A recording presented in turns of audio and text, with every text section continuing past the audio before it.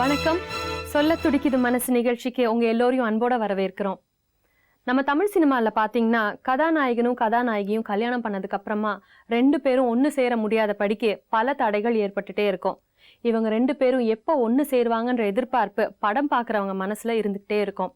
இது நகைச்சுவை கலந்து காமிச்சிருப்பாங்க. ஆனா இப்ப நம்ம பார்க்க போறது ஒரு நிஜ கதை.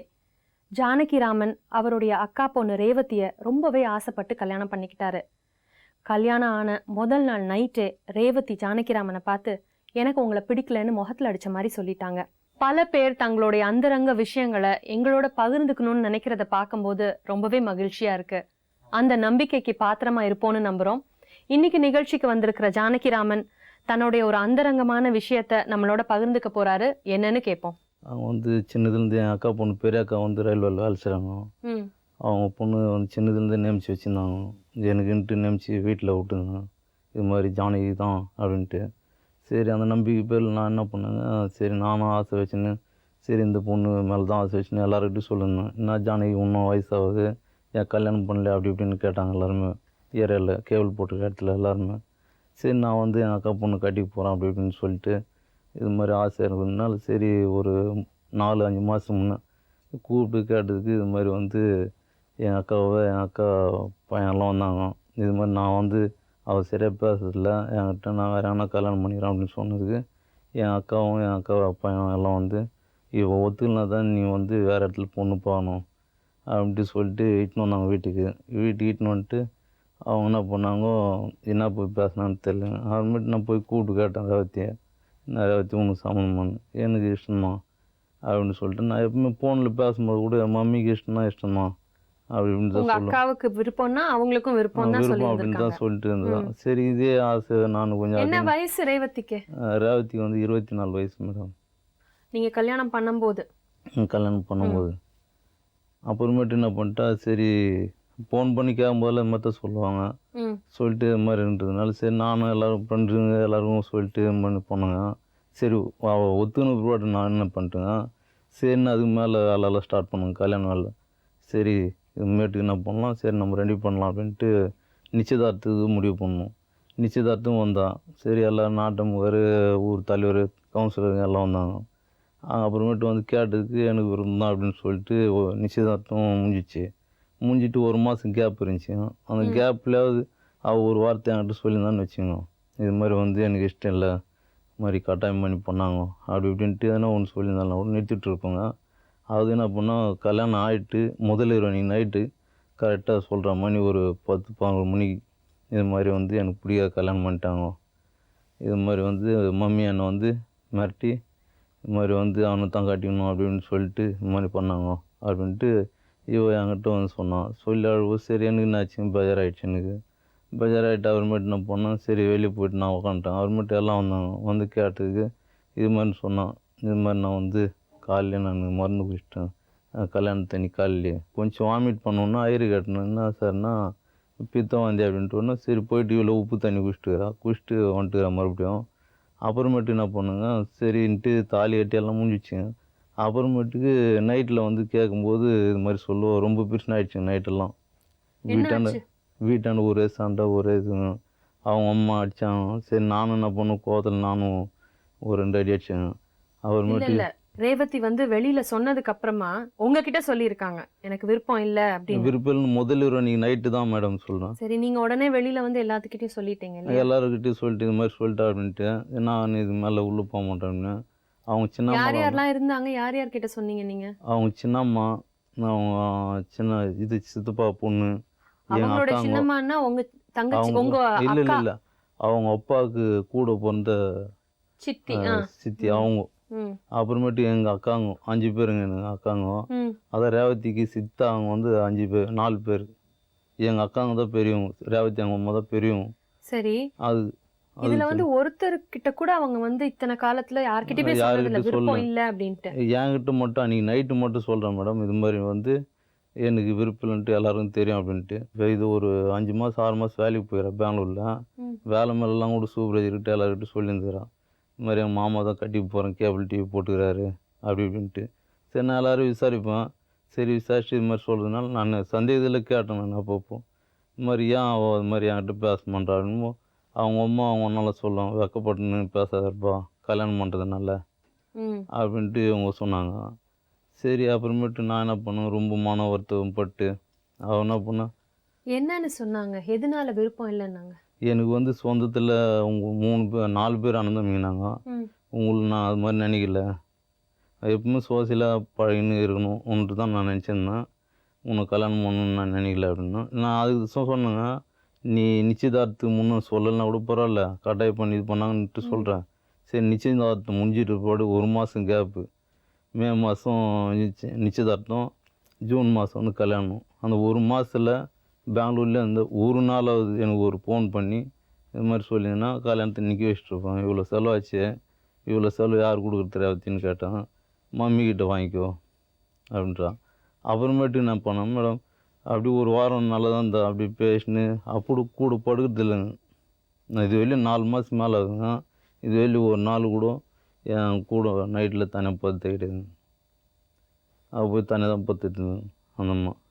ரேவதி யாரோட இருக்காங்க?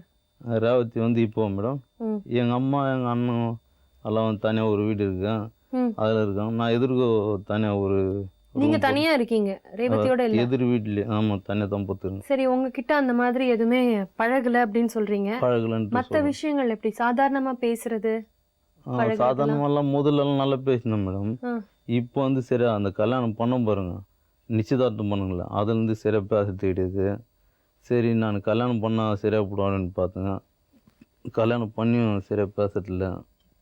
இதே மாதிரி பொண்ணு டெய்லி சண்டை, எங்கள் அண்ணாலாம் திட்டுவாங்க, எங்கள் அம்மா திட்டுவாங்க, எல்லோரும் திட்டி ரொம்ப சண்டைங்கனால. இதனால் நானே என்ன பண்ணேங்க, போன மாதம் ஆடி மாதம் போயிட்டு அவள் என்ன பண்ண மருந்து, தேம்பல் மருந்து ஒரு மருந்து, அது எடுத்துன்னு போய் குடிச்சிட்டுறா ஒரு நாள். குடிச்சிட்டு இது மாதிரி வந்து யாருக்கும் சொல்ல. சரி நான் அப்போ கூட கேட்டேன் ரேவதி பகலில் வச்சுன்னு, என்ன ரேவதி உன் மேலே ஒரு வாசனை அடிக்குது அப்படின்னு. எதுவும் இல்லை, நைட் சாப்பாடு சாப்பிட்டான் அப்படின்னு தான் சொன்னான். அப்புறமேட்டு கார்த்திகை அவன் ஒன்றுங்கிட்ட சொன்னான், டே வேணா சாப்பிட்டு வரல, நான் இட்டுன்னு போய் பாரு அப்படின்றதுக்கு. சரி அப்புறமேட்டுக்கு என்ன பண்ணோம், உடனே ஹாஸ்பிட்டல் இட்டுன்னு போனோம். இட்டுன்னு போனதுக்கு மருந்து குடிச்சிட்டேன் நான் அப்படின்னு டாக்டர்கிட்ட சொல்லி. டாக்டர் என்ன பண்ணிட்டான், இங்கே வேணா சாடு இட்டுன்னு போயிடு, சிஎம்சி சாடுக்கு அப்படின்ட்டு சொன்னாங்க. சரி அங்கே போய் பார்த்ததுக்கு அங்கே டாக்டர்கிட்ட சொல்லிக்கிறான், இது மாதிரி வந்து நான் வாழறேன், ஒரு மாதம் எனக்கு டைம் வேணும், நான் ஆடி மாதம் போயிட்டு கொஞ்சம் தனியாக இருந்தால் எனக்கு மனசு மாறும், இருந்துட்டு நான் வரேன் அப்படின்ட்டு சொல்லிட்டு. இங்கே போய் தனியாக இருப்பாங்களா? பெங்களூரில் ஆடி மாதம் இட்டுன்னு போகிறாங்களே மேடம், ஒரு மாதம் தனியாக இருக்கணும்ல, தனியாக இட்டுன்னு போயிட்டு இருந்துட்டு நான் வரேன் அப்படின்ட்டு சொல்லிட்டு இது பண்ணிக்கிறாங்க. அப்புறமேட்டு அவங்களும் சொன்னாங்க, டாக்டர் கேட்டாங்க கவுன்சிலிங் போகிறீங்களா அப்படின்ட்டு. சரி போங்க சார் அப்படின்ட்டு நான் சொன்னேன். சரி இட்டுன்னு போயிட்டு அவங்க அப்பாயின்மெண்ட் கொடுத்தாங்க 3 டேட்டு. சரி அடுத்த வாரத்தில் வரோம் போயிட்டு அப்படின்ட்டு போனோம் மேடம். அவங்க அம்மாவை இட்டுன்னு வரல. அவங்க அம்மாவை கேட்டேன், எனக்கு லீவு கிடைக்கலடா, லீவு கிடச்சா பரவாயில்ல இட்டுன்னு வரேன் அப்படின்னு சொன்னாங்க. அப்புறமேட்டு அப்பாயின்மெண்ட் கொடுத்தா அதுவும் வேஸ்ட்டாக போயிடுச்சு. கவுன்சிலிங் சொன்னாங்க, கவுன்சிலிங் பண்ணலாம் அப்படின்ட்டு, அது கூட வேஸ்ட்டாக போயிடுச்சு. இதுக்கு நடுவில் உங்களுக்குள்ள பேச்சுவார்த்தை கிடையாதா? இது நடுவில் நான் ஃபோன் பண்ணி பேசணும் மேடம். ஃபோன் பண்ணால் நான் ஒரு 20 வார்த்தை பேசணும், ஒரு வார்த்தை அப்படின்ட்டு சொல்லுவேன். சரி இது அவங்க ஒன்றுங்கிட்ட அவங்க அம்மாக்கிட்ட சொல்லுவோம், ஏன் கல்யாணம் ஆகிட்டு இது மாதிரி இருக்கிறான், சரியாக பேசுறதில்ல அப்படின்ட்டு கேட்கும்போது அவங்க அங்கேயே பெங்களூர்லேயே அடிப்பாங்க, திட்டுவாங்களாம். சரி ரேவதி ரேவதி திட்டுவாங்க அது மாதிரி சொன்னாங்க. சரின்ட்டு ஆடி மாதம் முடிஞ்சு ஒரு 10 நாள் மேலே ஆயிடுச்சுங்க. சரி இட்டுன்னு வரேன்ட்டு சொன்னனால அவன் என்ன பண்ணிட்டா, இன்றைக்கி விட்டா இட்டுன்னு போயிடுவாங்க அப்படின்ட்டு ஹாஸ்டலுக்கு போய் தங்கிறதுக்கு அவங்க ஃப்ரெண்டுடைய ஹஸ்பண்ட்கிட்ட சொல்லி ஹாஸ்டலுக்கு போய் தங்கிட்டுக்கிறாவும். சனிக்கிழமை காணாது பண்ணுவோம். எனக்கு திங்கக்கிழமை கூட கேட்குறேன், திங்கக்கிழமை கூட இல்லை, இது மாதிரி ஆம்பூர்லேருந்து வேலூருக்குள்ளே இருக்கிறாங்க அப்படின்னும் போது யாரோ இட்டுன்னு போனான் ஒரு பையன் வந்து வெடிகாலம் அப்படின்னு எனக்கு ஃபீலிங் அதிகமாகிடுச்சுங்க. அதிகமாகிட்டு நான் என்ன பண்ணிட்டு செவ்வாய்க்கிழமை மணி ஒரு 11 மணி சொல்கிறோம், இது கார்த்தி அதான் அந்த ரேவதி அக்கா பையன், அதை பொண்ணு அண்ணன் இது மாதிரி இருக்காங்கன்னும் போது சரி நான் என்ன பண்ணுங்க, நேராக போயிட்டு ஃபீலிங் தாங்க முடியாது பாட்டில் வாங்கிட்டு தனியாக போயிட்டு சாப்பிட்டு, ஆனால் ஒரு 10 நிமிஷம் நான் லேட்டாக போயின்னா என்னை காப்பாற்றிட முடியாதுங்க. கல்யாணம் ஆன ஒவ்வொருத்தரும் அவங்களுடைய லைஃப் பார்ட்னர் கிட்ட இருந்து ஒரு அங்கீகாரத்தை எதிர்பார்ப்பாங்க. ஆனால் ஜானகிராமனை பொறுத்த வரைக்கும் அவருக்கு கணவன்ற அங்கீகாரத்தை அவருடைய மனைவி முதல் நாள்ல இருந்தே கொடுக்கல. வாழ்க்கையை வெறுத்து போன நிலையில இருந்து அவரை யார் மீட்டாங்க, எப்படி மீட்டாங்க? நம்ம நிகழ்ச்சிக்கு வந்த பெண்கள் இதுக்கு முன்னாடியும் சரி, இப்ப நம்ம பேசிட்டு இருக்க ரேவதியும் சரி, கல்யாணம்லாம் ஆனதுக்கு அப்புறமா எனக்கு மாப்பிள்ளைய பிடிக்கல அப்படின்னு சொல்லியிருக்காங்க. இதுக்கு காரணம் அறியாமையா இல்ல அவங்களுடைய எண்ணங்களை வெளி சொல்றதுக்கான பயமான்னு தெரியல. ஜானகிராமனுடைய அக்கா ரேவதியோட சித்தி இங்க நம்ம கிட்ட பேச வந்திருக்கிறாங்க. தற்போதைய நிலவரம் அவங்க வீட்டுல என்னன்றதை கேட்போம். சொல்லுங்கம்மா. நீங்க தான் அவங்க கல்யாணத்தை முன் வச்சு நடத்துனீங்களா? எல்லாம் நல்லா நடத்துனது. சொந்தம் போயிடுதுன்னு சொல்லிட்டு நாங்கள் எல்லாம் சேர்ந்து பண்ணோம். பண்ணிட்டு பிறகு அந்த பொண்ணு இப்போ லாஸ்டா அப்படி சொல்றா, பிடிக்கல. ஃபர்ஸ்ட் அவங்க தான் சொல்லியிருக்காங்க. அவங்க அம்மா கிட்ட ஒண்டி தான் சொன்னது, கையோட அவங்க அம்மா கிட்ட ஒண்டி தான் சொன்னது எனக்கு பிடிக்கலன்னு. எங்களுக்கெல்லாம் தெரியாது. எப்ப சொன்னாங்க? கல்யாணம் அது முன்ன சொன்னாலாம் அவங்க அம்மா கிட்ட சொல்லி. அவங்க வெளியில யார்கிட்டயுமே சொல்லலையா? அவர்கிட்ட தெரியப்படுத்தலையா? உங்க அக்கா தானே? எங்க அக்கா தான். இது அவங்க தாய் பொண்ணுக்கு வெளியே நடந்துருக்குது, எங்களுக்கெல்லாம் தெரியாது. சரி சொந்தம் போயிடுதுன்னு நாங்கெல்லாம் சேர்ந்து பண்ணி வச்சோம். பண்ணி வச்சா இப்போ பிடிக்கல, எனக்கு வேணாம் வேற பண்ணிடுங்கன்னு சொல்றா.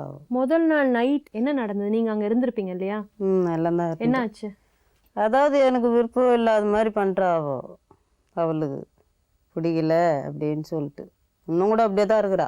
நீங்க அப்ப வற்புறுத்தி அவங்களை கல்யாணம் பண்ணி வச்சீங்களா? வற்புறுத்தி இல்லை, எல்லாம் அப்போ எல்லாத்துக்கும் வந்தா. ஜவுளி எடுக்கிறதுக்கு இங்கே தான் வந்தோம், சென்னைக்கு தான் வந்தோம். அப்போ எல்லாம் நல்ல மாதிரியா இருந்தா. இப்போ கட்சியில மேரேஜ் ஆயிட்ட பிறகு அவ அந்த மாதிரி பண்றாங்க மேடம். இல்ல கல்யாணம் ஆனதுக்கு அப்புறம் சொல்லியிருக்காங்கன்னா அவங்க அம்மா கிட்ட சொல்லியிருக்காங்க. அன்னைக்கு காலையில யாருக்கிட்ட சொல்ல மேடம், அது சொல்ல மஸ்ட்டு இது பண்ணிக்குது. அதுவும் அவங்க அம்மாவை கேட்டானு என்கிட்ட எதுவுமே சொல்ல அப்படின்னு தான் சொல்றாங்க இப்போ கூட அவங்க அம்மா. சரி, அவங்க அம்மாக்கு தெரியும்ன்றது யார் சொல்றா? ரேவதி தான் சொல்றது. அம்மா கிட்ட சொல்லிட்டேன்னு சொல்றாங்க. சொல்லிட்டேன் மம்மி உங்க கையில சொல்லிட்டேன்னா அவங்க அம்மாவை கேட்டா கல்யாணம் ஆயிட்டு முடிஞ்சிட்டு போடு, என்கிட்ட அது மாதிரி சொல்லி தான் நான் நிறுத்திட்டு இருக்கேன்டா அப்படின்னு தான் அவங்க அம்மா சொல்றாங்க. கல்யாணம் ஆனதுக்கு அப்புறம் உங்ககிட்ட சொல்றதுக்கு முத நாளே சொல்லியிருந்தா கண்டிப்பா நான் கல்யாணத்தை நிறுத்திட்டு இருப்பேன். நிறுத்திட்டு நான் வேற எங்கன்னா கூட பாக்குறேன்ட்டு இவங்க தான் எங்களுக்கு சின்னாக்கா, எங்க பெரிய அக்கா வீட்டுக்காரர் இறந்துட்டு ரயில்வே வேலை கொடுத்துறாங்க. இவங்க கையில் போனாங்க. சரி ரேவதி சரியா பேசல, நான் வேற என்ன கல்யாணம் பண்ணிக்கிறேன் அப்படின்ட்டு முதல்ல கல்யாணத்துக்கு முன்னே போகும்போது தான் அவங்க அம்மாவும் அவங்க அண்ணனும் உனக்கு விருப்பம் இல்லைன்னும் போது தான் நீ வேறு இடத்துல போய் பொண்ணு பார்க்கணும் அப்படின்ட்டு இவங்களையும் திட்டிட்டு, அவர் யார் நீங்கள் பொண்ணு பார்க்கறதுக்கு, நான் பேர் இல்லை நீ பேர் இல்லை அப்படின்ட்டு என் அக்கா பேர் திட்டி அவர்மேட்டு வர வச்சு ஒத்து வச்சு அவர்மேட்டுக்கு கல்யாணம் நடக்கிறது முடிவு பண்ணுது எல்லாமே. நீங்கள் இப்போ அவங்க வீட்டில் என்ன முடிவு எடுத்திருக்காங்க? முடிவு வில்கோல் வேணான்றா, வேற எதனா பண்ணி நல்லா இப்போ ரேவதி என்ன வந்து மேடம், நீ வேற கல்யாணம் பண்ணிக்கோ, எங்கள் சித்தப்பா பொண்ணு இருக்குது, அதை நீ கல்யாணம் பண்ணிக்கோ. உங்களை வேற கல்யாணம் பண்ணிக்க சொல்றாங்களா? நீ பண்ணிக்கோ சொல்றா அப்படின்ட்டு. சரி ரேவதி நீ தாலி கட்டி கொடுத்துரு அப்படின்னதுக்கு நீ என்ன சொல்றதுக்கு, நீ தாலி கட்டி கொடுனாலும் சரி, நான் அப்படியே வச்சுனாலும் சரி, நான் அப்படியே கூட வச்சுன்னுக்கிறேன் லாஸ்ட் வரையிலையும் அப்படின்ட்டு சொல்ல. திடீர்னு நாளைக்கு மனம் திருந்தி நீ வந்தீன்னா நான் என்ன பண்ணுறதுன்னு போது, நான் ஏன் வரேன், நான் ஹாஸ்டலில் போய் தங்கிறேன்.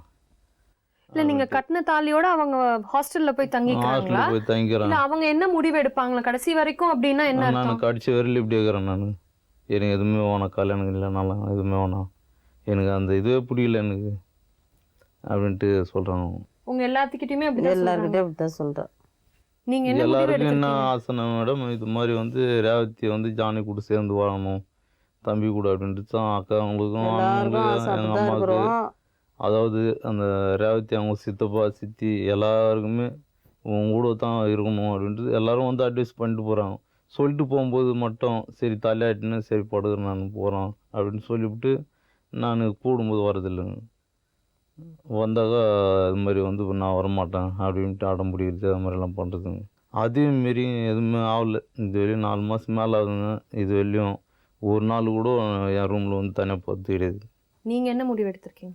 நான் முடிவு பண்ணேன் மேடம், அதாவது ஒரு நான் மருந்து குடிச்சிட்டேன் இல்லைங்களா, குடிச்சிட்டு பிற்பாடு நான் ஒரு முடிவு பண்ணேன். சரி நீ தாலி கட்டி கொடுத்துட்டு வேறு கல்யாணம் பண்ணிக்கோ, நான் வேறு எதனா பார்த்துக்கிறேன் அப்படின்னு சொல்லிட்டு முடிவு பண்ணும்போது எங்கள் அக்காலாம் என்ன பண்ணாங்க, ரொம்ப ஆழ்ந்தாங்க. எங்கள் அக்காங்க எங்கள் அண்ணன் எல்லாமே ஆழ்ந்த பிற்பாடு என்ன பண்ணோம், சரி தேவையில்லை அப்படின்ட்டு நிற்க வச்சுட்டு ஒரு மாதம் டைம் கேட்டாங்க என் அக்கா. ஒரு மாதம் வெளியே போகிறடா, இது வெளியும் மாறுறாலாம் போகலாம் மனசு அப்படின்ட்டு சொல்லுவோம். சரி இன்னும் விட்டு போயிடறாங்க. இப்போ ஒரு 3 வாரமாக அங்கே தான் இருக்காங்க. கூப்பிட்டுன்னு வச்சுங்க மேடம், உள்ளே வருவாங்க, பேசுந்தா கூட சரி கதவு சாதத்து கிடையாதுங்க. கதவு திறந்து கதவுல ஒரு கை பிடிச்சிடுது. பிடிச்சின்னு நான் கூப்பிடணும், 4-5 வாட்டி கூப்பிட்டா கூட வர்றதில்லை. அப்புறமேட்டு கூப்பிட்டா அப்புறமேட்டு வந்து உக்காந்து நான் பேசுறதுக்கு சும்மா உங்கள்கிட்ட இருக்குது. வேறு எதனா கதை பேசணும்னு வச்சு நல்லா ஜாலியாக சிரிச்சுன்னு பேசின்னு இருக்காங்க.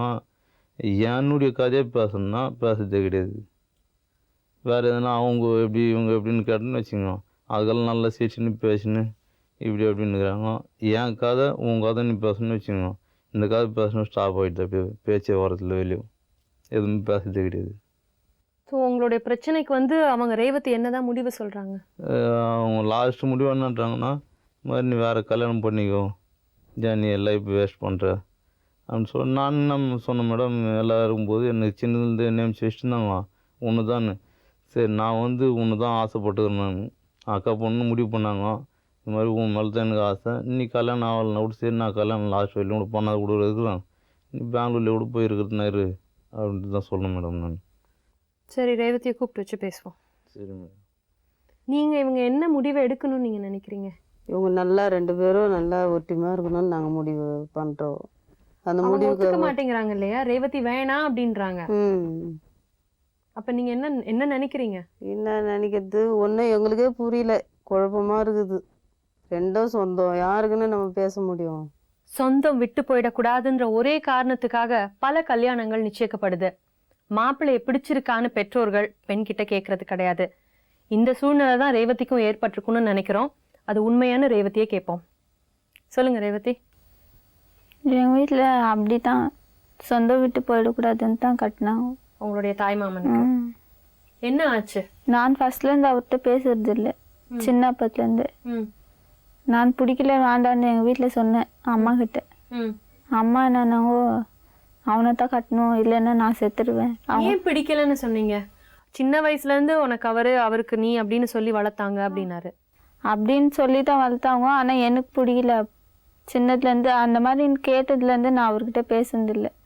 எங்கள் 2 பேரும் கல்யாணம் பண்ணுறாங்கன்னு கொஞ்சம் எனக்கு தெரிஞ்ச அப்பத்துலேருந்து நான் பேசுறதில்லை. கணவரா அவரை பிடிக்கலையா இல்லை ஆளா பிடிக்கலையா?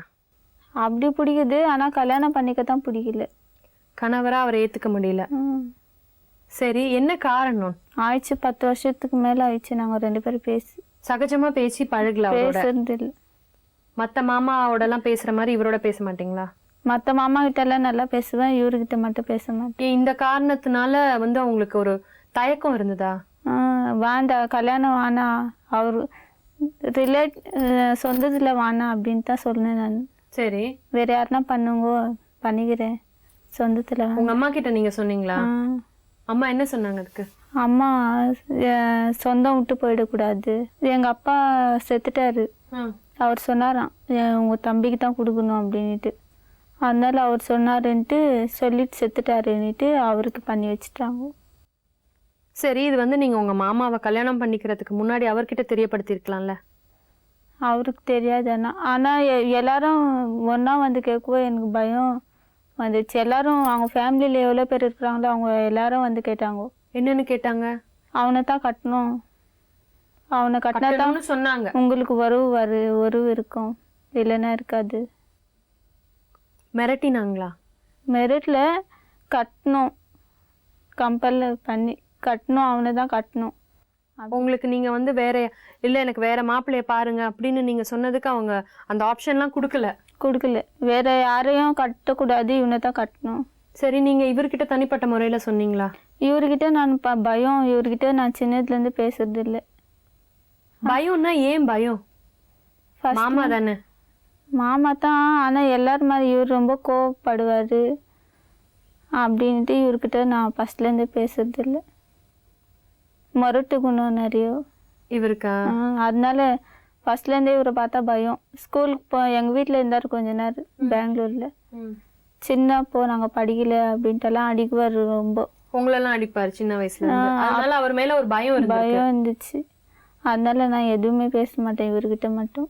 சரி, நீங்கள் வந்து கல்யாணம் பண்ணிக்கிட்டீங்க, அப்போ நிச்சயதார்த்தம் பண்ணதுக்கு அப்புறம் தான் கல்யாணம் பண்ணியிருக்காங்க. அது ஒரே 20 days தான் இருந்துச்சு. அந்த 20 நாளில் என்னைக்காவது ஒரு நாள் சொல்லியிருக்கலாம்? 20 நாளில் எனக்கு இப்போ இங்கே மெட்ராஸ் தான் வந்தாங்க புடவெல்லாம் எடுக்கிறதுக்கு. அப்போ கூட நான் வர்றதில்லைன்னு. யார்கிட்ட சொன்னீங்க வரல? அம்மா கிட்ட தான். அம்மா என்னன்னாங்கோ இப்போ நான் எதனா சொன்னேன்னா என்னை விடவே மாட்டானுங்கோ, எல்லாம் சேர்ந்துன்னு என்னை விட மாட்டாங்கோ, நீ வா அப்படின்னு அவங்க தான். உங்களுடைய வாழ்க்கையும் சரி ஜானகிராமனோட வாழ்க்கை 2 பேரோட வாழ்க்கையும் பாதிக்கப்பட்டிருக்கு இல்லையா? என்ன முடிவு எடுத்திருக்கீங்க? நான் இவங்க இங்கே வர்றதுக்கு எனக்கு பிடிக்கலன்னுட்டு தான் ஆடி மாதம் கூட்டின்னு போனாங்க. கூட்டின்னு போகிறதுக்கு வந்தாங்கோ. அப்போ என்னை அனுப்புறது இல்லைன்னு சண்டை போட்டாங்க வீட்டில், எங்கள் ஆயாங்க வீட்டில். அனுப்ப மாட்டேன்னு யார் சொன்னா? எங்கள் மாமா, இவர், எங்கள் ஆயாங்கெல்லாம் அனுப்புறது இல்லை அவளை, இங்கே இருக்கட்டும் அப்படின்ட்டு. அதனால நான் பயந்துன்னு அனுப்பாத போயிடுவாங்கன்ட்டு திருப்பியும் பாய்சன் சாப்பிட்டேன். என்ன விளையாட்டா ரேவதி? அனுப்ப மாட்டாங்கன்னுட்டு சண்டைலாம் ஆச்சு, அதனால பயந்துன்னு சாப்பிட்டேன். அதனால சரி அவங்க கவுன்சிலிங் பண்ணிட்டு டாக்டர் எல்லாம் சொன்னாங்க. நீங்க வேற யாராவதோட ஹெல்ப் கேட்டிருக்கலாம் இல்லையா? தேடி போயிருக்கலாம் இல்லையா? அப்படி ஹெல்ப் கேட்டு தான் போனதுக்கு அவங்களெல்லாம் அடிச்சிட்டாங்க. இப்போ இவங்க ஊர்லேருந்து இப்போ ஆடி மாதம் முடிஞ்சிட்டு வான்னு சண்டை போட்டு கூப்பிட்டாங்க ஃபோன் பண்ணி, பெங்களூர்லேருந்து. நான் சரி நான் பயந்துன்னு எங்கள் ஃப்ரெண்டுக்கிட்ட சொன்னேன், எனக்கு இந்த மாதிரி ப்ராப்ளம் இருக்குது, நான் இந்த மாதிரி பாய்சன் சாப்பிட்டேன், எனக்கு பிடிக்கல அப்படின்ட்டு, வீட்டில் இருக்க பிடிக்கல எனக்கு, நான் எங்கன்னா ஹாஸ்டலில் தங்கிடுறேன். எங்கள் ஃப்ரெண்டு அவருடைய ஹஸ்பண்ட்கிட்ட சொன்னதுக்கு அவங்க ஹஸ்பண்ட் போய் என்னைட்டு போய் சேர்த்து விட்டார் ஹாஸ்டலில். நானே தான் போயிட்டேன், வீட்டுக்கு யாருக்கும் தெரியாமல் போய் ஹாஸ்டலில் சேர்ந்துட்டேன். அதுக்கு எங்கள் ஃப்ரெண்ட்ஸுங்களெல்லாம் போட்டு அடிச்சிட்டாங்க. யாரு? எங்கள் அண்ணா. சரி, அப்புறம் என்ன ஆச்சு? உங்களை தேடி கண்டுபிடிச்சிட்டாங்களா? போலீஸ் கம்ப்ளைண்ட் கொடுத்துட்டு எல்லாம் தேடி கண்டுபிடிச்சிட்டாங்க ஹாஸ்டலில் இருந்து. அப்புறமா ஹாஸ்டலில் வந்து என்னை கூப்பிட்டாங்க. நான் வர்றதில்லை, ஊருக்கு அனுப்புகிற மாதிரி இருந்தால் நான் வரமாட்டேன்னு சொன்னேன். அதுக்கு அவங்க சரி, எங்கள் அண்ணா சொன்னார், சரி ஊருக்கு அனுப்ப மாட்டேன், நீ இங்கே இது வந்து அப்படின்னு சொல்லி தான் கூட்டின்னு வந்தாங்க. 2 வாரம் தான் ஆச்சு இங்கே வந்து, ஆயாங்க வீட்டுக்கு வந்து. அப்போது வந்தா நீ கூட சண்டை ஆச்சு இங்கே. நான் ஹாஸ்டலுக்கு போனது தெரியாமல் இவர் நான் வேறு யாரு கூட போயிட்டேன் அப்படின்ட்டு பாய்சன் சாப்பிட்டுக்கிறாரு. நான் யாரோ தப்பாக சொல்லிட்டுக்கிறாங்க, நான் ஹாஸ்டலுக்கு போனேன்னு தெரியாது, வேறு யாரு கூட போயிட்டேன்ட்டு இவர் பாய்சன் சாப்பிட்டாரு. அதனால இது மாற்றி மாற்றி நீங்கள் விஷம் குடிச்சிருக்கீங்க. ஆனால் வந்து உங்களுடைய பிரச்சனைக்கு ஒரு தீர்வு காணணும் அப்படின்னு யாருமே நினைக்கல. அப்புறமா தான் கவுன்சிலிங் கூப்பிட்டாங்கல்ல? இல்லை, அதுக்கப்புறம் தான் இப்போ ஊரில் வந்து ஒரு 2 நாள் ஆயிட்டு எல்லாம் அவங்க வீட்டுக்கிட்ட இருக்கிறவங்க பெரியவங்க தலைவர் எல்லோரும் கூப்பிட்டு வச்சு பேசினாங்க. பேசுனதுக்கு சொன்னாங்க, நான் எல்லோரும் என்னை கேட்டாங்க, நான் வேண்டாம் வேறு யாருன்னா பண்ணிக்கிட்டோம், முன்னால் என் பையன் லைஃப் வேஸ்ட் ஆகக்கூடாது அப்படின்னு சொன்னாங்க. அதனால சரி நான் யாருன்னா பண்ணிக்கிட்டோன்னு நான் சொல்லிட்டேன். அவங்க சொன்னாங்க சரி கோர்ட்டுக்கு போய் சைன் பண்ணி வாங்கின்னு இது பண்ணிடலாம், டைவர்ஸ் பண்ணிடலான்னு. சரின்னு எல்லாம் இது பண்ணிட்டு இருக்கிறோம் அங்கே கோர்ட்டில். அதுக்கு அப்ளை பண்ணிட்டீங்களா? இதுக்கு அதுதான் முடிவா ரேவதி? 20 days டைம் கொடுத்துக்குறாங்க. கவுன்சிலிங் ட்ரை பண்ணலையா? கவுன்சிலிங் எல்லாம் போயிட்டு வந்துட்டோமே. கவுன்சிலிங்கில் என்ன சொன்னாங்க, நீங்கள் என்ன சொன்னீங்க? அந்த டாக்டர் சொன்னாங்க, கவுன்சிலிங் டாக்டர், சரி உனக்கு எப்படி விருப்பம் இருக்குதோ அப்படி செய், வேண்டான்னா விட்டுடு, கம்பல் பண்ணக்கூடாது, லைஃபு 2 பேரும் தானே இருக்க போகிறீங்கோ, கம்பல் பண்ணியெல்லாம் இருக்க வைக்கக்கூடாது அப்படின்னுட்டு. இப்போ நீங்கள் 2 பேரும் ஒன்றா இருந்தால் கூட ஆபத்து தான். இப்போ உனக்கு பிடிக்கல, கம்பல் பண்ணி உங்கள் 2 பேரையும் சேர்த்து வச்சா கூட கஷ்டம் தான் அப்படின்ட்டு சொல்லிட்டு அவங்க சொன்னாங்க சில டாக்டர். சரி எப்படி பண்ணுறியோ பண்ணு, இல்லைன்னா உங்கள் வீட்டில் போயிருக்குது அந்த இருட்டு தான். அவங்க தான் பெங்களூருக்கு அனுப்பி வச்சாங்க. சரி, இப்போ 20 நாள் டைம் கொடுத்துருக்காங்க. முடிஞ்சிச்சு டைம். சரி, இன்னும் 20 நாள் இல்லை, 15 நாள் ஆயிருக்குது. அடுத்து என்ன பண்ண போகிறீங்க? அடுத்து என்ன பண்ணுறது, அவங்க எங்கள் வீட்டில் எங்கள் அம்மா எல்லாம் வருவாங்க. உங்கள் அம்மா என்ன சொல்கிறாங்க? அவங்க என்ன சொல்கிறாங்க, இருக்கணுன்றாங்க, நான் தான் இருக்க மாட்டேன்ட்டு. ரேவதி உறுதியாக இருக்கீங்களா? இல்லை எனக்கு பிடிக்கலன்றது இப்போ இவ்வளோ உறுதியாக சொல்கிறீங்கல்ல, வேண்டாம் எனக்கு விருப்பம் இல்லைன்னு, அதை கல்யாணத்துக்கு முன்னாடி சொல்லியிருக்கலாம்ல. அதுதான் எல்லாம் எங்கள் அம்மா சொன்னாங்க மருந்து சாப்பிட்ருவேன் அப்படி இப்படின்ட்டு, அதனால பயந்துன்னு சரின்னு ஒத்துக்குனேன். நீங்கள் 2 பேரும் சேர்ந்து இதில் வந்து உங்கள் லைஃப், ஜானகிராமன் லைஃப் 2மே அடங்கியிருக்கு இல்லையா? நீங்கள் எப்படி சால்வ் பண்ண போகிறீங்க? யாருக்குமே எந்த விதமான ஒரு பிரச்சனை இல்லாமல் சுமூகமாக தீக்கணும்னா எப்படி தீப்பீங்க? நீங்கள் 2 பேரும் சொந்தம் விட்டு போகக்கூடாதுன்னு தான் கல்யாணமே பண்ணி வச்சுருக்காங்க. ஆனால் இப்போ நீங்கள் பண்ணுறது வந்து அதுக்கு ஆப்போசிட்டாக நடக்கிற மாதிரி இருக்கு இல்லையா? இல்லை, அவங்க அண்ணாங்கெல்லாம் ஒத்துக்குனாங்க. மத்தவங்க ஒத்துக்கிறத பத்தி நம்ம பேச வேணாமா? நீங்களும் ஜானகிராமனும் என்ன முடிவு எடுக்கிறீங்கன்றது தானே முக்கியம். அவர் என்ன முடிவு எடுக்கிறாருன்னு தெரியல. ஆனால் நான் வேண்டான்னு சொல்லிட்டேன். அவர்கிட்டே சொல்லிட்டேன், நான் வேறு யாருன்னா பார்த்து பண்ணிக்கோ அப்படின்ட்டு. சரி, அவர் வந்து வேற யாரையாவது கல்யாணம் பண்ணிக்கிட்டோன்னு சொல்றீங்க. நீங்க என்ன பண்ண போறீங்க? நான் எனக்கு இப்போ கல்யாணம் இஷ்டமே இல்லை. கல்யாணமே இஷ்டம் இல்லை? இப்போ இஷ்டம் இல்லை, இப்போதைக்கு அதுவும் வேண்டாம். கல்யாணம் இப்போதைக்கு வேண்டாம். சரி, என்னதான் பண்ண போறீங்க?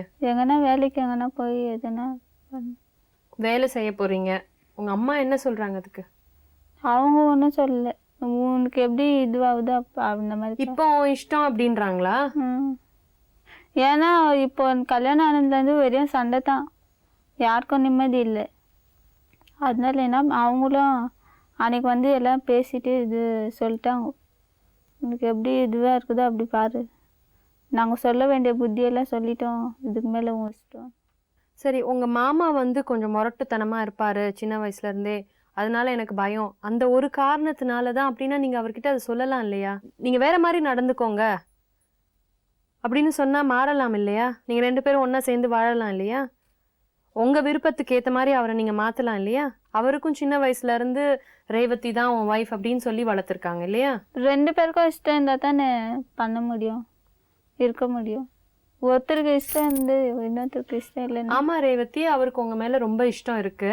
ஆனா நீங்க கல்யாணத்துக்கு முன்னாடி அதை தெரியப்படுத்தியிருக்கணும் உங்களுக்கு இஷ்டம் இல்லைன்றத. இல்லாம நீங்க கல்யாணம் பண்ணிக்கிட்டீங்க. எதுக்காக பண்ணிக்கிட்டீங்க? சொந்தம் விட்டு போயிடக்கூடாதுன்ட்டு. அதுக்கு அர்த்தமே இல்லாம போயிடுச்சுல இப்போ. நான் வரமாட்டேன் இதுக்கு மேலே. அவங்க சொந்தம் என்ன வேணானாக்கா நான் வரமாட்டேன். எங்கள் வீட்டில் இருக்கிறவங்க வந்துன்னு போயின்னு இருக்கும். இறுதியா என்ன சொல்றீங்க? நான் வேண்டாம், வேறு யாருன்னா பண்ணிக்கிட்டேன். கல்யாணம் ஆன தம்பதிகளுக்கு நடுவுல மனப்பிரச்சனைகள் வர்றது சகஜமான விஷயம். இதை பத்தி பேசுறதுக்காக நாங்க ஒரு ஃபேமிலி கவுன்சிலர் கூப்பிட்டுருக்கோம். தேவகி நம்ம நிகழ்ச்சிக்கு வந்திருக்காங்க. ஜானகிராமன் தான் என்ன முடிவு எடுக்கணும்னு தத்தளிச்சுக்கிட்டு இருக்காரு. ஆனா ரேவதி உறுதியா ஒரு முடிவு எடுத்திருக்காங்க. ஆனா அவங்க எடுத்த முடிவு சரியா இல்லையான்னு சொல்றதுக்காக டாக்டர் தேவகி வந்திருக்கிறாங்க. இவங்க ஒரு மருத்துவர் மற்றும் மனநல ஆலோசகர். இப்போ அவங்க என்ன சொல்றாங்கன்னு கேட்போம். சொல்லுங்க டாக்டர். ரேவதி, உன்னுடைய முடிவில் நீ ரொம்ப உறுதியாக இருக்கிற. உனக்கு ஏன் உங்கள் மாமாவை பிடிக்கலன்னு நீ சொல்கிற? என்ன காரணத்தினால இந்த கல்யாணத்தை எதுக்கு ஃபோர்ஸ் பண்ணாங்கன்னு நீ சொல்கிற? சொந்தம் விட்டு போயிடக்கூடாது. சரி, உன்னுடைய மாமாவை பிடிக்காததுக்கு என்ன காரணங்கள்? நான் ஃபஸ்ட்லேருந்து பேசுறதில்ல, சின்னதுலேருந்து பேசுறதில்ல. மாமா கிட்ட பேசுறது இல்லையா? ஏன்? அப்பத்துலேருந்து பேசாத விட்டேன். மாமா உங்களை ரொம்ப மிரட்டுவாங்களா சின்ன வயசுல? சின்ன இல்ல ரொம்ப அதிகாரமா பேசுவாங்களா?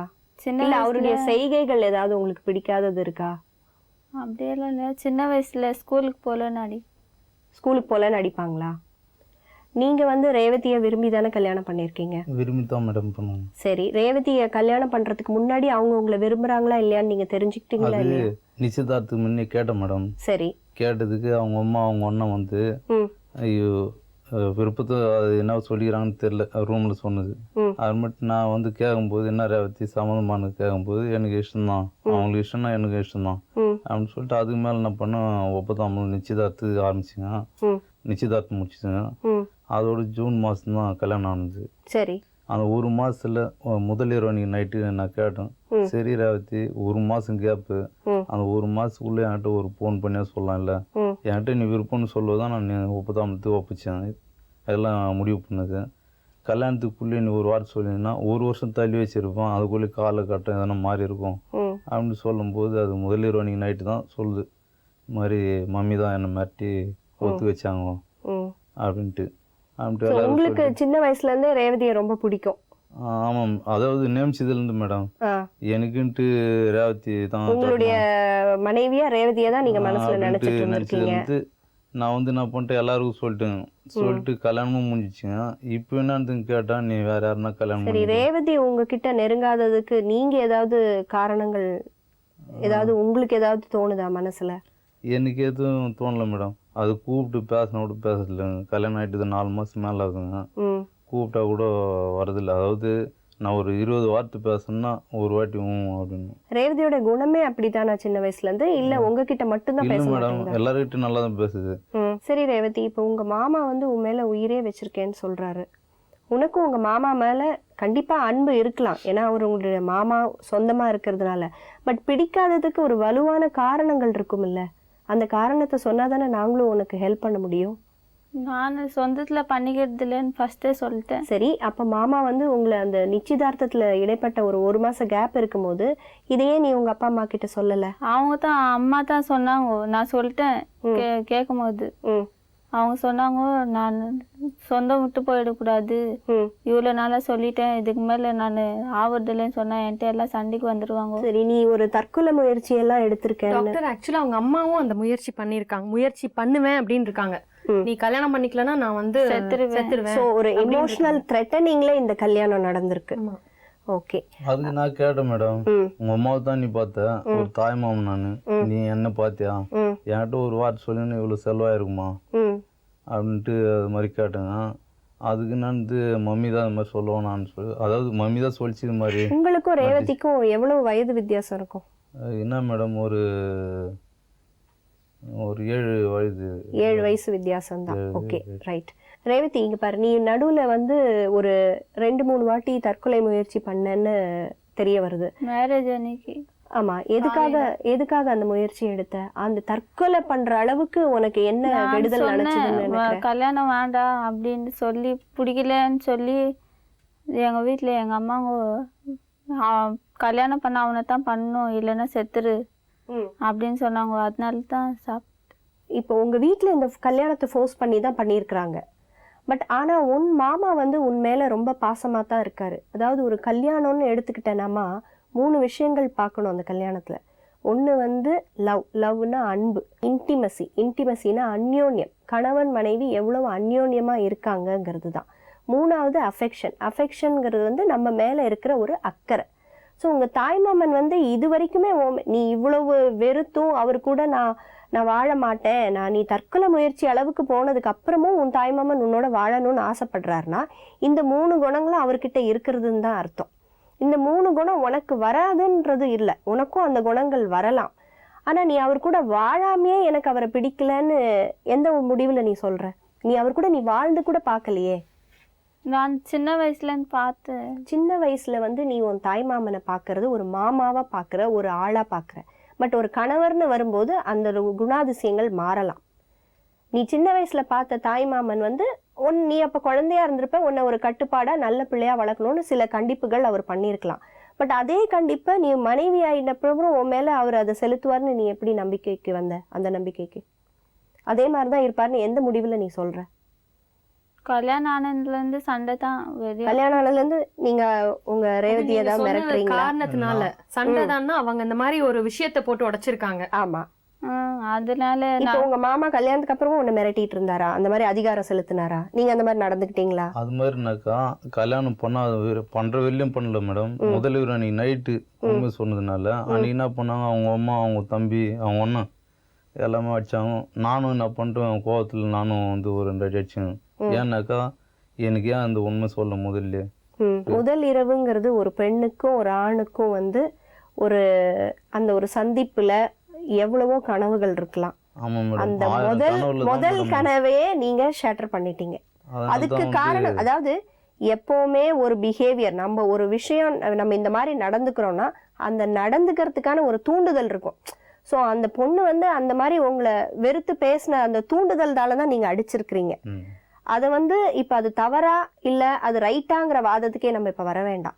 பட் ஆனா நீங்க வந்து முதலிரவு அன்னைக்கே உங்க மனைவி மேல நீங்க கையை வச்சதுனால அந்த பெண்ணுக்கு ஓரளவுக்கு உங்க மேல ஒரு பரஸ்பர நம்பிக்கை இருந்திருந்தா கூட அது உடஞ்சு போயிடுச்சு.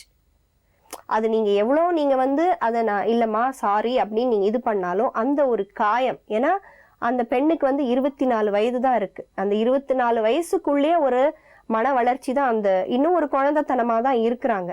ஸோ அந்த சமயத்துல வந்து மற்றவங்க அவங்கள அந்த பொண்ணை மிரட்டி இருந்தா கூட நீங்க அந்த சமயத்துல ஒரு ஆறுதலா பேசி இருந்தா ஒருவேளை அந்த பொண்ணுக்கு உங்க மேல ஒரு அன்பு வரத்துக்கு சான்சஸ் இருந்திருக்கலாம். பட் அது முடிஞ்சு போச்சு. அதை பத்தி இப்ப நம்ம பேச தேவையில்லை. அது ஏன் அந்த பொண்ணுக்கு ஒரு பயம் வந்திருக்கிறதுக்கு இது ஒரு காரணம். இப்ப மாமா வந்து அன்னைக்கு நீ வந்து அந்த மாதிரி தன்னை வெறுத்துட்டியே அப்படிங்கிற ஒரு கோவத்துல உன்னை அடிச்சிருக்கலாம். பட் ஆனா காலம்பூரா அவர் அந்த மாதிரி இருப்பாருங்கிறதுக்கான வாய்ப்புகள் வந்து கம்மியா தான் இருக்கும். ஏன்னா இப்ப அவர் உன்னுடைய வாழணும்னு ஏங்குறாரு, நீ என்ன முடிவெடுத்திருக்க? நம்மளுடைய தமிழ் பண்பாட்டுக்கு கல்யாணம் ஆகி பிரியறது நல்லதா கெட்டதா, அதை மட்டும் சொல்லு. உனக்கு நம்மளுடைய நாட்டோட கலாச்சாரம் தெரியும். ஸோ இப்போ இந்த கலாச்சாரத்துக்குள்ள நம்ம கட்டுப்பட்டு வாழணுங்கிறதுக்காக நான் இதை கேட்கல. ஜென்ரலாவே நம்ம கல்யாணம் பண்ணா பிரிஞ்சிடணுங்கிறதுக்காக தான் கல்யாணம் பண்ணிக்கிறோமா? இதுக்கு மேலே நீ உங்க மாமா மேல கோவப்பட்டுட்டு திணிச்சு வாழணும்னு ஆசைப்படுறியா? இல்லை, அவரு வேற யாருன்னா கட்டிக்கிட்டோம், நான் முன்னே சொல்லிட்டேன். டாக்டர் வந்து நீங்க அவரோட லைஃப் இப்படி அமையணும்னு சஜஷன் கொடுக்காதீங்க. டாக்டர் கேட்கறது, இப்ப நீங்க இந்த மாதிரி ஒரு முடிவு எடுக்கிறீங்கல்ல, இதுக்கப்புறமா உங்க லைஃப் நல்லபடியா நடக்கும், எதிர்காலம் நல்லா இருக்குமா அப்படின்னு உங்களுக்கு தோணுதா? உங்க மாமா பிரிஞ்சிருந்தாதான் உங்க வாழ்க்கை நல்லா இருக்கும், உங்க வாழ்க்கை நல்லா அமைஞ்சிடும், இதுக்கப்புறம் எனக்கு நல்லதா எல்லாமே நல்லா நடக்கும் நீங்க நினைக்கிறீங்களா? அதுக்கு ஒரு வலுவான காரணம் வேணும்ல. நான் எங்க வீட்டுக்கு போய் இருந்துக்கிறேன். உங்க வீட்டுக்கு போய் இருந்துக்கிறதுக்கு தான் நீ கல்யாணம் பண்ணிக்கிட்டியா? நான் வேண்டாம்னு சொல்லி அவங்க தானே பண்ணி வச்சாங்க. சரிம்மா, எல்லாம் ஒத்துக்கிறேன், அவங்க தான் உன்னை ஃபோர்ஸ் பண்ணி கல்யாணம் பண்ணி வச்சாங்க. 2 குடும்ப சூழலும் இதுல சேர்ந்துருக்கு, அவங்க குடும்பம் உங்க குடும்பம். நீ பிரிஞ்சு போனாலும் உன் குடும்பத்துக்கு சரி. இப்ப நீ பிரிஞ்சு போயிட்டதுக்கு அப்புறம் உங்க அம்மா ஏற்கனவே சொன்ன முடிவை எடுத்தாங்கன்னா நீ என்ன பண்ணுவ? இல்லை, இப்போ ஒரு வாரத்துக்கு முன்னே எல்லாம் வந்து பேசி முடிவு எடுத்துட்டாங்க, அந்த ஊர் தலைவர் எல்லாம். என்னன்னு முடிவு எடுத்தீங்க? என்ன கேட்டாங்க, உனக்கு இஷ்டம் இதுக்கு இருக்குதா இல்லையா அப்படின்ட்டு. நான் வேண்டாம் அப்படின்னு சொல்லிட்டேன். அவங்க சொன்னாங்க கோர்ட்டில் போய் சைன் பண்ணி கொடுத்துட்டு நீ போய் உங்கள் வீட்டில் இருந்துக்கோ அப்படின்னு எல்லாம் சொன்னாங்க. சரின்னு 20 நாள் டைம் கொடுத்தாங்க அவங்களே. இப்போ உனக்கு உன் கணவரோட சேர்ந்து வாழணுங்கிற எண்ணமே இல்லையா? உனக்கு அந்த ஆசையே இல்லையா? எனக்கு கல்யாணம் வேண்டான்னு சொன்னேன் நான். இப்போ எனக்கு வேண்டாம். நான் கேட்ட கேள்விக்கு இது சரியான பதில் இல்லைம்மா. நான் கேட்டது உங்க கணவரோட இணைஞ்சு வாழ்றதுக்கு உங்களுக்கு விருப்பமா இல்லையான்னு தான் நான் கேட்டேன். உனக்கு கல்யாணம் வேணுமா வேண்டாமான்னு நான் கேட்கவே இல்லையே. உங்களுக்கு என்ன சார் சொல்லுங்க, நீங்க உங்க மனைவியோட சேர்ந்து வாழணும்னு விருப்பப்படுறீங்களா? வாழணும்னு விருப்பப்பட்டு தான் மேடம் இது வெளியே காத்துன்னு 4 மாதம் மேலே நீ ஆகுது. எத்தனை நாளைக்கு நீங்க காத்திருக்க விருப்பப்படுறீங்க? அப்படி இல்லை மேடம், இது வெளியும் நான் எங்கன்னா கோயிலுக்கு கூப்பிட்டா கூட வரது கிடையாது. பெங்களூரில் போனோம் 1 மாதம் பொறுத்து, சரி கோயிலுக்கு வரேன், சினிமாவுக்கு எப்படின்னா ஒரு வாட்டி வரான்னு சொல்லிச்சு, வந்து கூப்பிட்டு பாருங்க வரதே கிடையாது. சரி கூப்பிட்டு தனியாக கூப்பிட்டு பேசுறதுக்கு கூப்பிட்டா வரது கிடையாது. அதுவும் வந்தான்னு வச்சுங்க, தனியாக ரூம் இருக்குது, அந்த கதவு கரெக்டாக பூச்சிக்கின்னு கேப்பில் தான் பேசுறது. உனக்கு உன்னுடைய கணவர்கிட்ட ஏதாவது பயம் இருக்காமா? அவரோட சேர்ந்து வாழ்றதுல ஏதாவது ஒரு பயம் இருக்கா? அப்படியே இல்லை, நான் ஃபர்ஸ்ட்லேருந்து பேசி பழக்கம் தான் பேசுவேன். நான் ஃபர்ஸ்ட்லேருந்து சின்னது முக்காவாசி கல்யாணம் பார்த்தேன்னா லவ் மேரேஜஸ் தவிர முக்காவாசி அரேஞ்ச் மேரேஜஸ் ஒருத்தர் பார்த்திருக்க மாட்டாங்களே. இஷ்டப்பட்டு பண்ணிக்கிறாங்க, வீட்டுல கேக்குறாங்க, இஷ்டம் சொன்னா பண்ணிக்கிறாங்க. சரிம்மா, உன்னுடைய கல்யாணம் வந்து ஃபோர்ஸ் பண்ணி பண்ணிட்டாங்க, ஒத்துக்கிறேன். உன்னுடைய இஷ்டத்தை அவங்க வந்து நிராகரிச்சிருக்கிறாங்க. பட் இப்ப நீ ஒரு கல்யாணங்கிற பந்தத்துக்குள்ள நீ வந்துட்டேங்கும் போது கல்யாணத்துக்கு அப்புறம் நீ உங்க மாமாவோட நல்ல குணங்களை பார்த்து அவரோட வாழணும்னு உனக்கு ஆசையே இல்லையா, விருப்பமே இல்லையா?